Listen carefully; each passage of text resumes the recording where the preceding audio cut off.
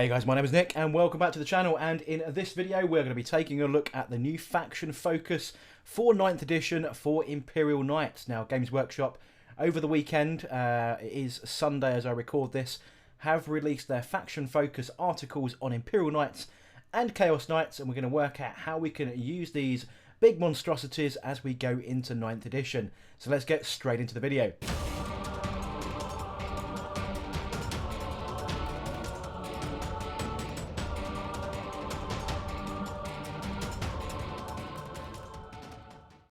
So as a pure Imperial Knights player, the way we're going to be taking our Knights into 9th edition is pretty much exactly the same as 8th edition, and that is with a Super Heavy Detachment or 2. Now, as you can see from the graphic, Super Heavy Detachments are going to cost us either 3 or 6 command points from our initial starting pool of 12 that we've now got. That is a lot, right? So to take a detachment that contains a Titanic unit, i.e. anything Questorous and above, that's going to cost us 6 CP. Anything that is not Titanic will cost us 3 command points. So Armigers, for example, are not Titanic. And if you are not taking any Knights and you are looking at Lords of War like Rabute Guilliman or Magnus or Mortarion, for example, that's going to cost you 3 command points to have them in your army. The second way you can take a Lord of War in your army in 9th edition is with a Super Heavy Auxiliary Detachment. This allows you just a single Lord of War choice and will cost you 3 command points. Now typically back in 8th edition, if you were going to take a Super Heavy Auxiliary, this would be maybe adding a Questorous Knight to a Adeptus Mechanicus force, or perhaps adding Magnus to a Thousand Suns army, for example. So this is how you used to take them, but now it's going to cost you 3 command points to take that Super Heavy Auxiliary. It is only one Lord of War a choice, so that's going to be 1 to 3 Armigers or a single Knight as a good example, especially when we're focusing on Imperial Knights, as I do on this channel. Now before we throw all of our Knights in the bin and say, oh, you've given us 12 command points to play with this edition, but you're going to take 6 away from us to even play with our toys, do not fear, Games Workshop have got us covered with the new Lance rule. So this is specific to Chaos, but is going to be exactly applicable to the Imperial forces. So we get refunds on our command points depending on which type of Warlord we take. We will gain plus 3 command points back if our Warlord is part of this Super Heavy Detachment, and plus 6 command points if our Warlord is in that detachment and has the Titanic keyword. So basically what we're saying is if you take an Armiger as your Warlord, then you're going to get 3 command points back, so your Super Heavy Detachment will cost you just 3 command points. 6 minus 3, quick maths, gives us 3.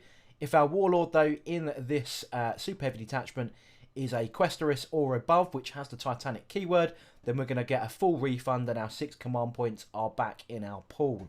Now I've done a number of videos over the last couple of months about starting and playing with Imperial Knights. This is going to change some of the way that advice is now going to be applied to 9th edition, and obviously I'll be covering that as 9th edition drops and we can get into the full depths of the new rulebook and how that interacts with Imperial Knights. For example then, I gave an Armiger list example of where we could mess around with a full Armiger list. We could squeeze in 13 Armigers in a 2,000 point game.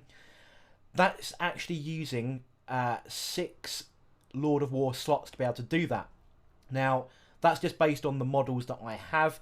I'm going to have a serious tinker around with that to try and reduce this now, because I only really want to be able to use a maximum of 5 slots so I can take just 1 detachment. Otherwise, any subsequent heavy support or super heavy detachments are going to cost me an awful lot of command points. This is really forcing Imperial Knight players down into just a single detachment, otherwise you're going to burn so many CPs to be able to mix households or mix Questorous allegiances.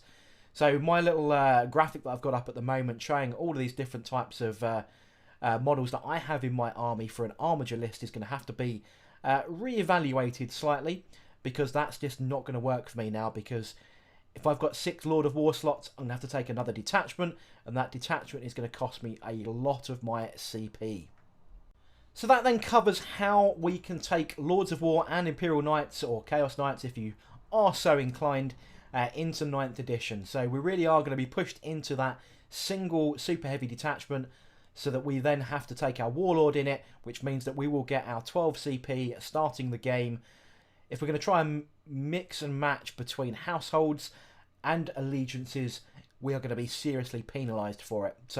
So far, looking at how we're going to do this as an Imperial Knight player, yeah, it's going to be one Super Heavy Detachment only. So let's move into some of the other news then as part of the Imperial Knight Faction Focus. So just going back a couple of videos ago, we were talking about the blast weapons, and we didn't have the list of blast weapons. We still don't have this list of 150 odd blast weapons. However, in the Faction Focus, we are now confirmed that our thermal cannons and our rapid fire battle cannons are blast weapons. So that is good news. I kind of thought that was going to be the case. I did kind of guess that was going to be the case and mentioned it in the video. That's now 100% confirmed. So just by way of a reminder here, I've got a rapid fire battle cannon equipped knight staring down 15 pink horrors. Previously in 8th edition, I'd still roll 2d6 to get the number of shots on that battle cannon, firing into this big blob. I could end up rolling snake eyes, having just 2 shots against this huge blob of incoming horrors, and that would be a bit rubbish. Under the new rules, that battle cannon will now have a flat 12 shots against any unit that contains 11 or more models. So definitely a good way of thinning these hordes coming at our beautiful knights. And that was pretty much it from the Faction Focus, really. They were talking about some of the relic weapons which are going to be useful, like Traitor's Pyre, and they were talking about particular households that might be of benefit into 9th edition, which is House Raven, which is the household I've been using throughout 8th edition. Although I'm fairly convinced actually your custom households could be the route to go. But that's pretty much it. I'm not going to pad the video out unnecessarily. This is how we're going to be taking Imperial Knights in 9th edition. So just as a quick recap then, it's one Super Heavy Detachment that we're really going to be focusing with, otherwise we are going to be seriously penalised taking extra detachments. And we've only got 5 of those Lords of War slots to then fill, and then our armigers, which are 1 to 3, which means that we can take a maximum of 15 in a game before we need to break into a new detachment. But equally, all 3 within a 1 to 3 selection have to be either a Helverin, a Moirax, or a Warglaive. So yeah, it's going to be an interesting one. Means my current armiger build doesn't work, but that's not a problem. I'm going to buy some more Helverins, and then we'll be done.